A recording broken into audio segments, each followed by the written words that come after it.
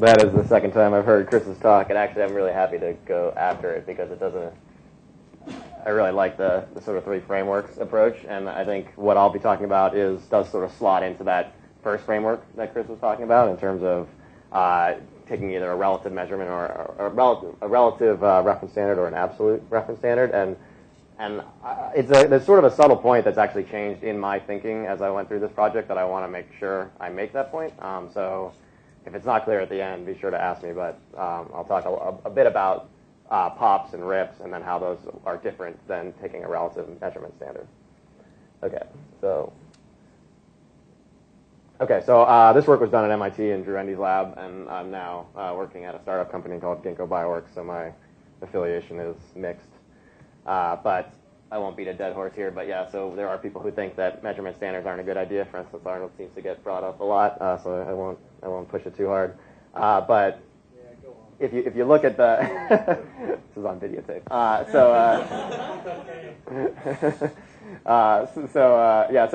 I think there's a clear problem where if you look, as Ingrid brought up, if you look at the registry and you'll find that out of the 147 promoters there, only 27 of them have been measured at all, and then if you look at how they're measured in a bunch of different ways. So it's not as if you can even compare the measurements of those 27 different promoters.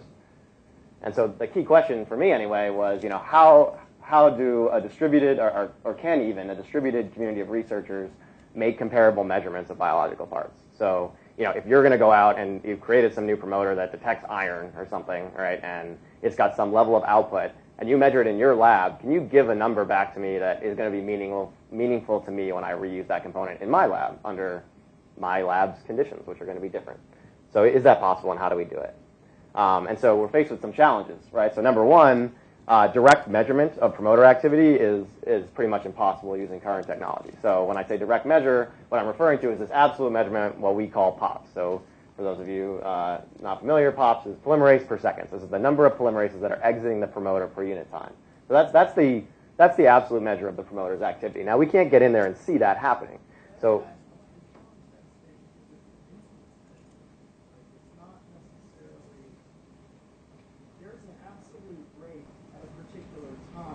yep. That doesn't mean that it would be the same activity 2 hours later. Oh, absolutely. So this is the point I want to get to later, right? Which is that so the activity of the promoter is going to change through the conditions that the cell's in, the life cycle of the cell, what's going on, is it stationary, right? So we should completely expect the activity of promoters to change. The point here is not that there is one fixed activity of a promoter. The point is that we still can't even measure directly that changing promoter activity over time. Okay, so we just can't measure it. So as a result, what we end up doing is typically some sort of indirect measurement of that promoter's activity. So we'll have the promoter express some reporter gene that we'll then detect, and we'll have some model that relates the thing we can detect back to this physical quantity we want to know, this POPs. Okay, did you have a question? That's not true what you're saying, because there's one way building in 2005 where they're able to put in a 3 kb piece of mRNA that he can see mRNA burst just by localizing the mRNA sequence. He's been able to observe that and actually measure directly some emotions. So to measure the number of mRNAs produced. Yeah, he actually can see the moment they're produced, or at. Basically, what he did, he had a 3 kb piece of RNA that's got like about 100 binding sites. I forget the name of the protein. Yeah. And basically, he expresses a fusion protein with GFP on it. And what happens is these 100 fusion proteins bind to the mRNA, and because it's such a big molecule, it remains localized, and you can see a signal that is above your background, therefore you can see bursts. And you can see them burst by burst. So that's great. That came out of fear here. That's the right point. I think you're right. It's not that it can't be measured. It's just a question of like, what is that number used for? It's like, what does that number give you some predictive power? Does it allow you to predict what's going to happen across different conditions? I mean, I do agree with that, but so to bring to your point, right? You have to take a look what he was able to measure is obviously a distribution. So when you take a whole bunch of cells, you get this distribution of times between different bursts. But then maybe that's what you want to measure at the end of the day. Maybe what you want to characterize is the distribution, not a particular number. Yeah, sure. It is a probability distribution. Absolutely. I mean, I think that that's to be expected, right? Across cells, you're going to see different activities from promoters, and again, across. Within one cell. Absolutely. Yeah. Over time. Yeah. It's going to be stochastic. Right. I agreed. And actually, that's great. So even if you, I guess the point to make is that there's a practical. So if practically people are measuring stuff right now, there's going to be a sort of, if that's an extremely difficult way to measure things, we're still in the same position, right? So maybe I'll update this to say it's practically impossible or extremely difficult, right? But the well, I mean, it is hard because, for example, that approach I think only works well if you have low numbers of mRNA being produced. It's not clear that it works as well. He basically puts a single copy plasmid, and you just basically he's able to measure just single bursts. I mean, as long as you've got Right. So if you had a high copy plasmid, could you do the same measurement using the same technique that would actually allow you to freak out? you should presumably be able to do it as long as you have an imaging system that can see the different bursting effects, just depending on how good, what is sort of the different this dark time between your different sort of burst effects. It's Right, just a matter of an imaging system. well, so let's move past it because in the end, I think it doesn't matter too much. So even if you could measure it directly, you're still going to face a lot of the. So even if you could easily measure it directly, so like we could all just today measure promoter activity per using a 5-second procedure, we're still going to be faced with a lot of the same problems of the changing activity of the promoter across different conditions, even if you could measure it perfectly. Okay. All right. So. And it's still under reporter anyway. It's still under reporter. You're not actually measuring. Well, no. I think what he's saying is you are measuring. You are measuring directly the burst. It's not a promoter. He adds a 3 kilobase. Exactly, but the POPs is an exit from the promoter. It's polymerase is exiting. I mean, but that's particularly close. I guess the point would be that if one of those mRNAs is getting made, that's about as close as you can get to measuring an actual polymerase moving past that position, barring like abortive transcription or something, right? I mean, there are other little caveats, but yeah. So then we're faced with two issues, right? So number one, this is the point that Chris has been making, everybody's been saying, is that the activity of the promoter itself is likely to change across different conditions. It's extremely sensitive, right? And then the second thing, if you are using an indirect measure, the actual reporter gene itself is also potentially sensitive to experimental conditions, right? So even if in my lab the promoter acts the exact same way, but the reporter acts differently, we're also still screwed, right? So that's pretty challenging. Okay. So we can go ahead and see this challenge in the lab, right? So this is just a construct promoter, two promoters, one in white, one in gray, expressing GFP, and we're looking at basically the synthesis rate per OD. These are cells in log phase, and so what you're going to see is that I basically vary different things. I vary the strain that it's in. I vary the copy number. That would be like changing sort of the type of instrument, the measurement instrument. I vary the culture conditions. I vary the carbon source, right? And so you can see is that, as you'd expect, in a different strain, this promoter has a different activity. Okay? Okay. All right, so what are the solutions now? So, I'm in my lab and I measure this promoter and I want to be able to give you a comparable measurement. How could I get an accurate measurement? Well, a typical approach would be to standardize the operating conditions, set the same environment, same strain, media, culture conditions. We just got to fix this stuff. Everybody's got to use the same thing. And we got to use the same measurement instruments too while we're at it. Same GFP, everything else, same detection devices.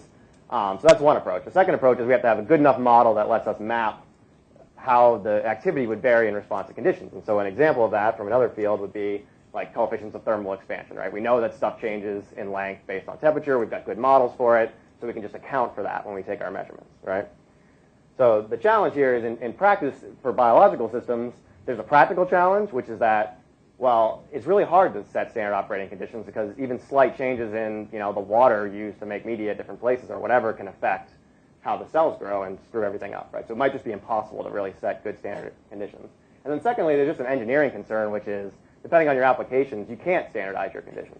You just you actually need to grow these cells in something different, right? So you just won't be able to. So I think that we might have to take different approaches. And so this is one of the points that I wanted to bring up where my thinking has changed a little bit. And so you can imagine taking a relative. So as Chris was bringing up, you can imagine taking a ratio metric. So you would basically take the activity of a promoter to a second promoter, a relative activity. And so this has actually been done before in the case of looking at osteoporosis, so in vertebrae and spines, right? So if I'm measuring your spine, you're a lot taller than me, right? would make sense for me to take a ratio metric to your particular size, right? And what the key point there, though, is that once you're doing that, and I'll just skip forward a couple of slides, like I can do that by, for instance, taking I can divide this promoter's activity by that promoter's activity, right? And that's going to let me sort of smooth a lot of this out. But the point I want to make, that I want to bring up with the Christmas stuff, is these things actually have different activities. So this strain here, this promoter and that promoter actually have different strengths, right? So they're actually acting differently. Now, if I actually take a relative measurement here, if I take the relative measurement of this promoter to this standard composite, as Chris would call it, this second promoter, that goes away. Is that the right thing to do? I mean, do we want to be then conveying to people that promoter has the same activity, or do we want to be conveying that it's got two very different activities? So this is the difference between talking about an absolute activity and sort of a reference standard that's actually relative. That's this second promoter under the same conditions. Okay, so it can be a bit confusing, right? And so, okay, and so I'll jump back to that point at the end, but I just wanted to bring it up. Okay. And so the unit that we've been using for this relative unit is what we're calling reference promoter units. And so basically, again, we're saying that these synthesis rates of GFP, if you take one particular promoter you're trying to measure psi relative to a reference promoter, J23101, you can report these units in relative promoter units. And it doesn't matter exactly the method you're using to measure it. It just matters that everybody's using the same reference promoter that they're measuring relative to. Okay. So to do this, we went ahead and made a measurement kit that would make it a little easier for people to take measurements of a promoter they want to measure relative to a reference standard promoter. Okay, and this is what it contains, which is basically just the GFP reporter and then some BioGrid plasmids to make it easy to insert your promoter upstream of GFP, and then the reference promoter, which is the standard J23101 promoter upstream of GFP. Okay, so we distributed this with instructions so that iGEM teams could take measurements, and then we also sent out this practice promoter set with these were measurements that we did in the lab, and we sent this out to I guess 7 different schools, MIT, Virginia Tech, Hopkins, Berkeley, LBL, Harvard, and Brown, and we had people there repeat the measurement procedure and take a relative measure between each one of these 3 promoters and the standard promoter that we sent out, J23101. And so what you can see is you can actually get pretty nice agreement between these different labs. The boxes are basically the highest and lowest measurement, and then the whiskers are the 95% confidence interval. So we didn't do enough replicates, which is why that's pretty big. But in general, it's not bad. Okay. So a couple of next steps I want to bring up for discussion. So one thing that we could imagine doing is saying, okay, well, great. So here's a set of 1, 2, 3, 4, 5 promoters that we've measured relative to our standard promoter. Okay, and we're going to test them under different conditions and make sure that those relative levels hold up across these different measurement conditions. Okay, and then we can start to collect a set of approved conditions where if you use one of the promoters from this set, it's likely to maintain this relative strength to its neighboring promoters under this condition, this condition, this condition. We'll just start to collect more and more. So maybe all these conditions involve log phase growth. But once I try stationary, all the promoter activities would go totally out of whack, so that wouldn't be an approved condition. Okay. And then a second thing, and this comes back again to this point I wanted to make, which I think is pretty important. So I think the things you want to measure, right, so this is your relative promoter unit. So this is, I'm a random person, I just measured a promoter, and I want to slot it into the registry with a measurement that makes sense to other people so they can reuse it. So I measure it relative to promoter 1, and I give it a new value, 15. Okay? Now I'm a person who wants to reuse that promoter in some new conditions, conditions A or B, right? That promoter could have any activity. I really can't predict what its activity is going to be under those conditions. So if someone comes along and measures, say, promoter 1 under conditions B and finds it to have exactly 0.51 polymerases per second via the method you brought up in the back, measuring bursts directly, then if we've validated that set of conditions back here, if we said, oh, it's an approved condition, we should then be able to just propagate down what the absolute measure would be for these other promoters that we've measured all in the registry. So what you could end up doing is basically not having to measure every single promoter under every single conditions, but you would just measure promoters relative to a reference, and then over time collect absolute measures under different conditions, and then use those to be predictive.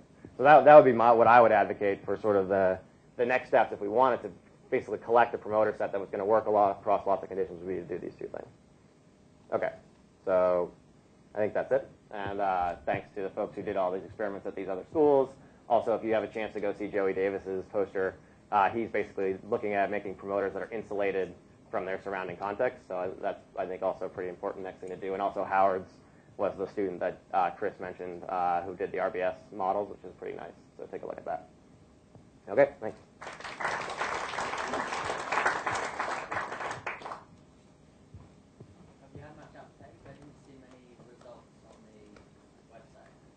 For the iGEM stuff? Yeah, so we did have a few, but so the website hasn't, Randy didn't get around to actually getting us you could actually update the stuff into the database. But I think like 5 or 6 of the iGEM teams have done it, or at least have emailed me asking me questions about doing it, so I'm hoping they actually went and did it. So I'm going to collect that data and have it ready for iGEM, and hopefully Randy will get the thing set up so we can actually dump it in. But it'll be good to look at. Yeah.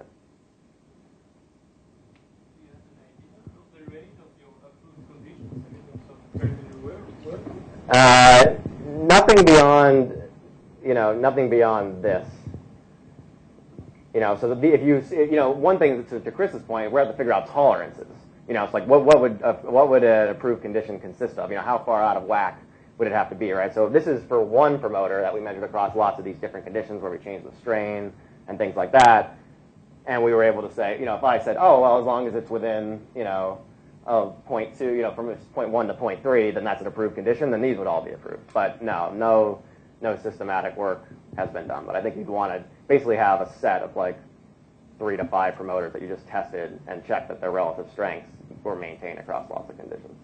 In terms of yeast, you can't really do that.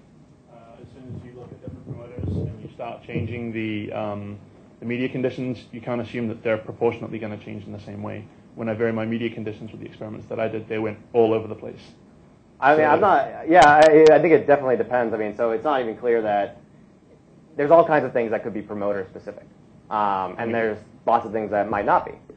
So I think from our perspective, I was maybe surprised at the number of stuff where the relative ratios would hold up pretty well here, changing the temperature and the carbon. The cells are definitely growing pretty differently in these cases. So I don't know what the specific issues might be in yeast. I'd like to hear about it. But yeah, I know. I need to do more analysis before I can actually give you a firm answer to that. Sure.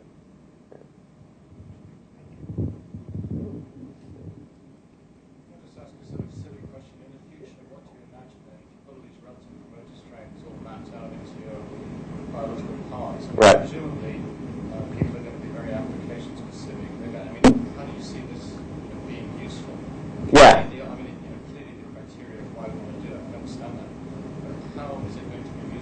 So I think that comes back to this point, right? So if I have an application-specific condition C here, right, and I need to then find, under my application, I need to produce some level of protein.